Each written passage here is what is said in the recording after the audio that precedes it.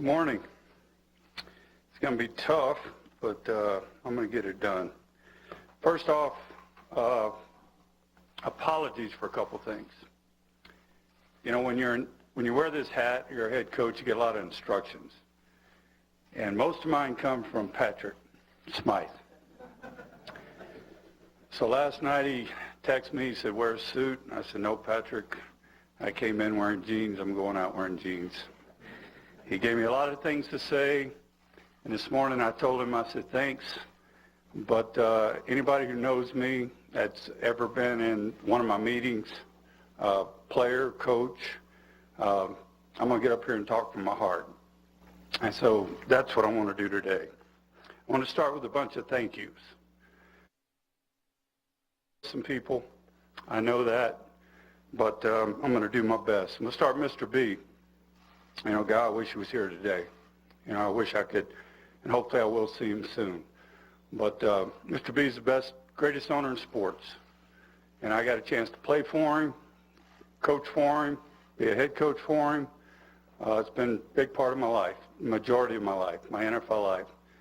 And I have such respect for him, for Annabelle, his family, his kids. I had a couple of his boys work for me as ball boys. They gave me an opportunity in life that is second to none, and I appreciate that so much, and I love Mr. B, and I know we all wish him the best, okay, but thanks so much to them. To Joe Ellis, I've known Joe since I was a young boy, coming in here trying to make this team.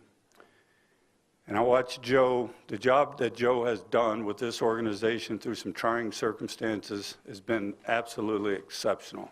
He's been very supportive of me, my family. He's been there for me through good times. He's been there for me through tough times. And this past week, he's been a big source of strength for me. And Joe, I love you, and I have great respect for you. The fans, is it Bronco Country or Nation? Country. There you go. He always told me, don't say nation. Okay, Bronco Country. I love the fans. I mean, they're the best. They were good to me as a player, good to me as a coach. And just yesterday, walking off that field, seeing those fans one more time, I'll always cherish it. It means a great deal to me. A lot of people in the media, a lot of people I deal with. I know maybe I wasn't the easiest guy to deal with. Sometimes y'all aren't either, but. I have great respect. And there's some people that I dealt with more than others, and I just want to mention a few. Dave Logan, somebody I dealt with who's done a great job for the Broncos. He's actually a teammate of mine at one time. Mike, Troy, Leggy, Nikki, people I dealt with each and every day. I have great respect for you and how hard you work at what you do and the way you cover our football team and our organization, the job that you do at Pat. So I wanted to mention you guys. But there's a lot of tremendous people in this organization. It's amazing how big it's gotten. And, I mean, we have the people at the stadium, the people here at the office, but there's a few people that I want to mention. I've mentioned Patrick over and over again, and one more time I'm going to say thank you, bud, okay? This kid's special. The job he does with this, with the coaches, with the organization, with these players, the job that he does is second to none, and I've been around a few of them. And I tell you, he is special. A couple of guys very important to me. Flip, I don't know if Flip's in here. Flip's been the equipment manager here for a while. If you're the equipment manager and I'm the coach, I got a special relationship with you. I make you stand with me on the practice field the whole time. So Flip's heard many of things out of my mouth. And he probably knows more about me than anybody, but I love Flip.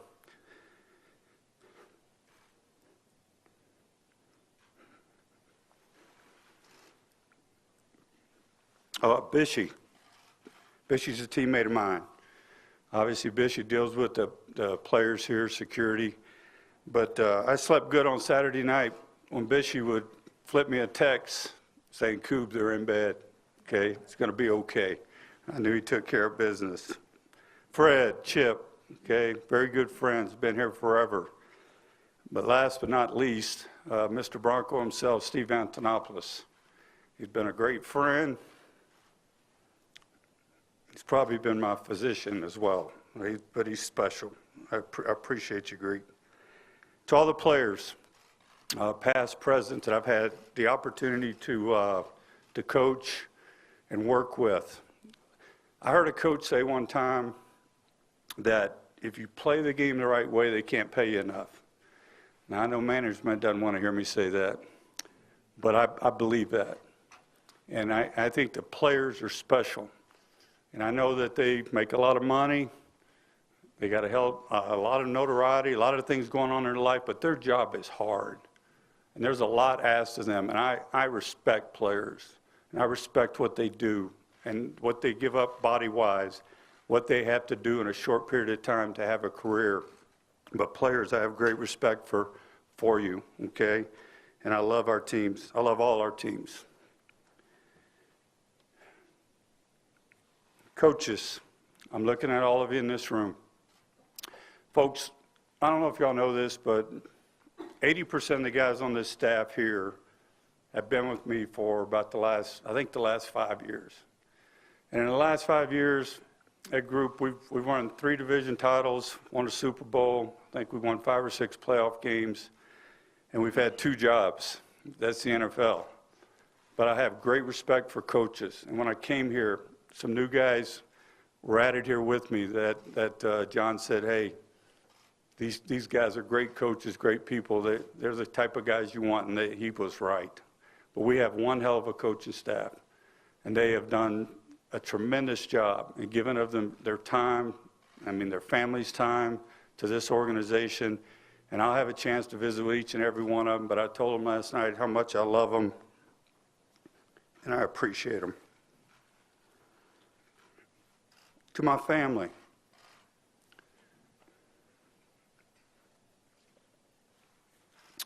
got 3 boys.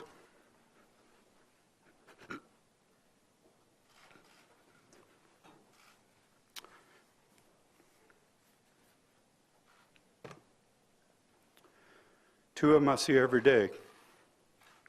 That's special. I got one of them running all over the country right now. I miss him. But they've always been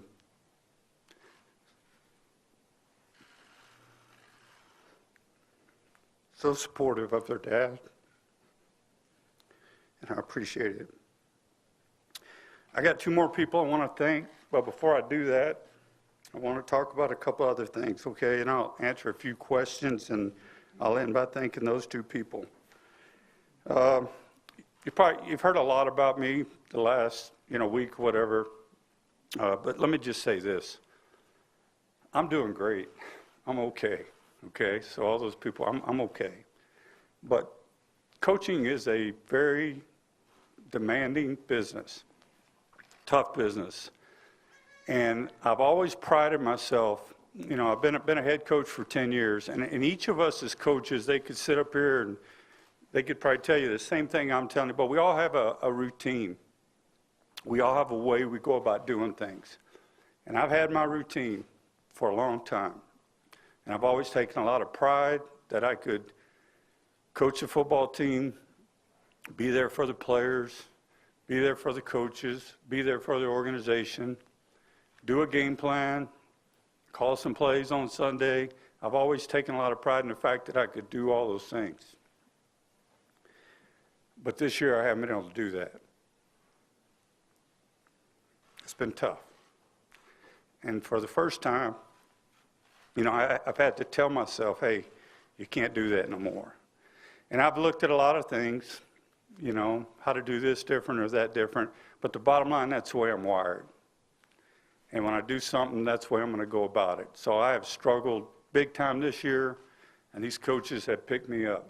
Amazing to get me through. So this decision is strictly my decision based on what I've been through this year, okay, and how I'm feeling. And I just feel like it's time for me to do something different.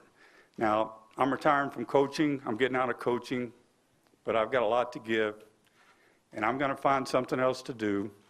And I'm going to wake up with that same passion and do that just like I've coached for the last, 20-something years. Okay? But it's time for me to step away from the coaching field. A few more things. This book I'm looking at, that I'm reading out of, I got this, my first coaching job. I think it's 1992. I was a running back coach at Texas A&M. And everybody who knows me knows I carried this book with me every meeting I've ever been to. And I used to joke with some of these coaches, when this book falls apart, I'm done, I'm out. Well, it tore this morning, but it didn't totally fall apart yet, but it tore this morning. Maybe that was a sign. But you know what, just last thing I'll say is this. 1983, I pulled up into Denver, Colorado in Rhonda's Buick. I wanted to be a pro football player. To that blue barn off of 58th Street. And look what it's turned into. And I look at this place, I look at this organization, and to be a small part of that has been, golly, it's been special. Been special. I've worked for 3 head coaches, George Seifert, Mike Shanahan, John Harbaugh.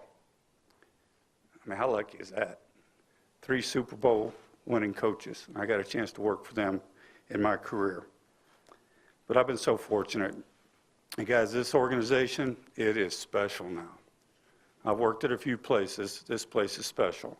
And it's built to do one thing. It's built to win championships. And it's in a great place. Great place. From the people that run the organization to these players that have been sitting right in front of me for the last 2 years. It's in a great place, and it's going to win many more. And I will be its biggest fan. Its biggest fan.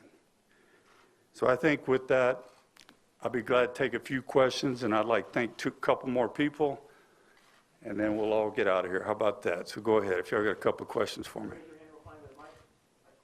Yeah, Mike. Yeah, Gary, just to fill in a couple more blanks, did the process of you moving toward this start after your medical emergency after the Falcon game?